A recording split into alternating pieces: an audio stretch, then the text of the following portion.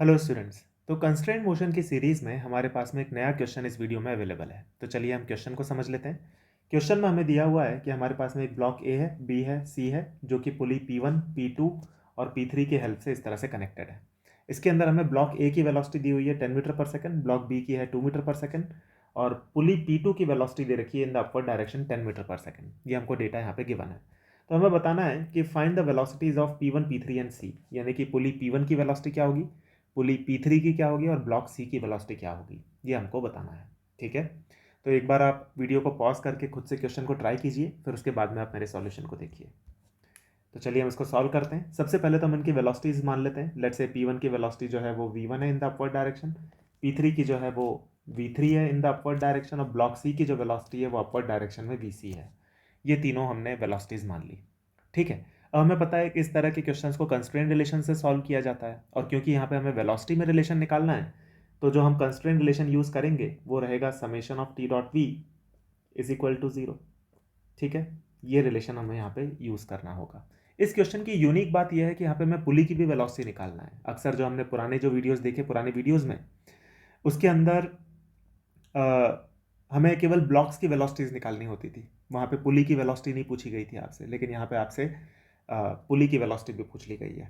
ठीक है, इसमें कोई प्रॉब्लम नहीं है, तो यहाँ पे आपकी एक नई लर्निंग होगी। तो चलिए हम कंस्ट्रेंट रिलेशन लगाते हैं। तो सबसे पहला क्वेश्चन खड़ा होता है कि हम किस स्ट्रिंग के ऊपर लगाएंगे कंस्ट्रेंट रिलेशन। पहले सारी स्ट्रिंग्स पर मिला करके लगा देते हैं। ठीक है, यहाँ पे हमारे पास में 3 स्ट्रिंग्स है। लेट्स से ये है स्ट्रिंग 1, ये है स्ट्रिंग 2 और ये है स्ट्रिंग 3। ये 3 स्ट्रिंग्स हैं। इन तीनों स्ट्रिंग्स पर मिला करके हम कंस्ट्रेंट रिलेशन लगा देते हैं। तो किन किन बॉडीज़ के ऊपर लगेगा कंस्ट्रेंट रिलेशन? ABC के ऊपर तो लगेगा ही, और पुली P2 के ऊपर लगेगा। पुली P1 और P3 के ऊपर नेट टेंशन फोर्स 0 हो जाएगा, तो P1 और P3 भी हमको लगाने की ज़रूरत नहीं पड़ेगी। ठीक है, तो हम टेंशन का यहाँ पे डिस्ट्रीब्यूशन देख लेते हैं। लेट्स से जो स्ट्रिंग 1 है उसके अंदर टेंशन T है, तो ब्लॉक ए के ऊपर टेंशन T हो जाएगी। ठीक है, इसके ऊपर वाली स्ट्रिंग के अंदर फिर टेंशन 2T हो जाएगी, यहाँ पे भी 2T हो जाएगी टेंशन। तो जो स्ट्रिंग 2 है उसके अंदर टेंशन फिर वापस से T हो जाएगी। ये टेंशन का डिस्ट्रीब्यूशन आएगा। ब्लॉक बी और सी के ऊपर अपवर्ड डायरेक्शन में टेंशन लग रही होगी। पुली P1 और P3 के ऊपर आप देख सकते हैं नेट टेंशन 0 आएगी, तो उस पर हमें इंडिकेट करने की ज़रूरत नहीं है। और पुली P2 के ऊपर जो टेंशन आएगी वो आएगी इन द डाउनवर्ड डायरेक्शन में, टोटल टेंशन हो जाएगी 4T। तो हमारे पास में टेंशन का डिस्ट्रीब्यूशन आ गया। अब हम इसको लगा देते हैं। तो देखिए, सबसे पहले हम तीनों के ऊपर मिला करके लगा रहे हैं, तीनों स्ट्रिंग्स के ऊपर। तो 1 2 3 तीनों स्ट्रिंग्स पर मिला करके हम लगाएंगे। तो ब्लॉक ए के लिए लिखते हैं। सबसे पहले ब्लॉक ए के लिए एक्सप्रेशन बनेगा T multiplied bye 10 multiplied by cos 180, क्योंकि टेंशन ऊपर है वेलोसिटी नीचे है। ब्लॉक बी के ऊपर लगा देते हैं। ब्लॉक बी के लिए आएगा T multiplied by 2 multiplied by cos 180। Block C के लिए लगा देते हैं, तो हो जाएगा T multiplied by V C multiplied by cos 0। ये आ गया। फिर इसके बाद में पुली P1 और P3 के लिए तो 0 है, पुली P2 के लिए लगा देते हैं। तो वो हो जाएगा 4T multiplied by 10 multiplied by cos 180, क्योंकि 4T की टेंशन नीचे है, वेलोसिटी जो पुली P2 की है वो अपवर्ड डायरेक्शन में है, इज इक्वल टू 0। अब आप देख सकते हैं कि इस पूरी इक्वेशन में केवल एक ही वेरिएबल है, वो है VC। और जब आप इसको कैलकुलेट करते हैं तो VC की वैल्यू आ जाती है 52 मीटर पर second with a positive sign. यानी कि हमको समझ में आ गया कि जो जो ब्लॉक सी है वो अपवर्ड डायरेक्शन में जा रहा होगा विद 52 मीटर पर सेकेंड की वेलोसिटी से।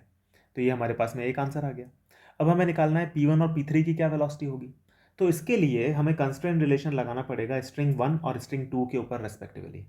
ठीक है, तो अब हम स्ट्रिंग 1 के ऊपर कंस्ट्रेंट रिलेशन लगाते हैं। तो यहाँ पे हम लिख देते हैं ऑन स्ट्रिंग 1। अब हम स्ट्रिंग 1 के ऊपर कंस्ट्रेंट रिलेशन लगा रहे हैं। तो स्ट्रिंग 1 के ऊपर जब हम कंस्ट्रेंट रिलेशन लगाएंगे तो किन किन बॉडीज के ऊपर लगेगा ये रिलेशन? एक तो लगेगा ब्लॉक ए के ऊपर और एक लगेगा पुली P1 के ऊपर। और क्योंकि स्ट्रिंग केवल 1 के ऊपर लगा रहे हैं, तो केवल स्ट्रिंग 1 में जो टेंशन होगी पुली के ऊपर वही कंसीडर की जाएगी। पुली 1 के ऊपर जो स्ट्रिंग 3 के कारण जो टेंशन आ रही है in the upward direction 2T, उसको कंसीडर नहीं किया जाएगा, केवल स्ट्रिंग 1 की टेंशन को कंसीडर किया जाएगा। ठीक है, तो देखो इसको कैसे लगाया जाएगा। ब्लॉक ए के लिए हम लोग लिखेंगे तो ये बनेगा T multiplied bye 10 multiplied by cos 180। और पुली P1 की वेलोसिटी हमने ऊपर मानी हुई है और टेंशन उसके ऊपर लग रही होगी 2T in the downward direction, तो 2T multiplied bye V1 multiplied by cos 180। ये हमारे पास में इक्वेशन बनेगी। यहाँ से अगर आप सॉल्व करते हो तो आपके पास में आ रहा है V1 is equal to minus of 5 metre पर सेकेंड। यानी कि पुली P1 जो है उसकी वेलोसिटी होगी डाउनवर्ड डायरेक्शन में 5 मीटर पर सेकेंड की। यानी कि पुली P1 जो है वो ऊपर नहीं जा रही है, नीचे जा रही है विथ 5 मीटर पर सेकेंड वेलोसिटी। ठीक है, ये हमारे पास में स्ट्रिंग 1 के ऊपर कंस्ट्रेंट रिलेशन लगा के रिजल्ट आ गया, पुली P1 की वेलोसिटी।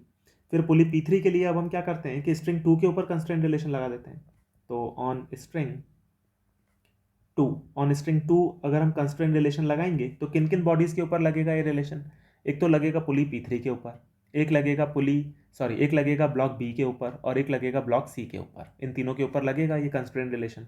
तो ब्लॉक बी के ऊपर लगा देते हैं पहले, तो ये बनेगा T multiplied by 2 multiplied by cos 180 plus T multiplied by VC multiplied by cos 0 plus pulley P3 के ऊपर नेट टेंशन आ रही होगी नीचे की डायरेक्शन में 2T ड्यू टू स्ट्रिंग 2, तो यहाँ पे हो जाएगा 2T multiplied by V3 multiplied by cos 180 is equal to 0। ये हमारे पास में एक्सप्रेशन बनेगा। और यहाँ से जब आप इसको सॉल्व करते हो तो VC की वैल्यू आप डाल ही दोगे। VC की जो वैल्यू आप यहाँ पे रखोगे फ्रॉम इक्वेशन लेट्स से 1, ये इक्वेशन 2 है, तो इक्वेशन 1 से जब आप यहाँ पे VC की वैल्यू रखोगे 52 मीटर पर सेकेंड, तो आपके पास में जो V3 की वैल्यू आती है, मतलब जो पुली P3 की जो हमने वेलोसिटी मानी हुई है V3 की जो वैल्यू आती है वो एक तो पॉजिटिव में आती है और उसकी वैल्यू आती है 25 मीटर पर सेकेंड।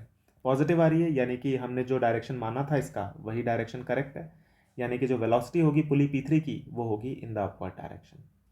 और ये हमारे पास में तीनों आंसर्स आ गए। तो देखिए इस क्वेश्चन के अंदर हमने ये सीखा कि किस तरीके से हम इंडिविजुअल स्ट्रिंग्स के ऊपर भी कंस्ट्रेंट रिलेशन लगा सकते हैं और किस तरीके से इस तरीके के कॉम्प्लेक्स क्वेश्चंस को कंस्ट्रेंट रिलेशन के मेथड से सॉल्व किया जाता है। तो मैं होप कर रहा हूँ स्टूडेंट कि आपको ये क्वेश्चन पूरा क्लियर हुआ होगा। इसको आप एक बार खुद से प्रैक्टिस करें अपने हाथ से, तब आपको कॉन्फिडेंस आएगा। और आने वाले वीडियोज़ में हम लोग मिलेंगे और भी नए क्रिएटिव और चैलेंजिंग प्रॉब्लम्स के साथ में। So stay tuned, will meet soon. Thank you.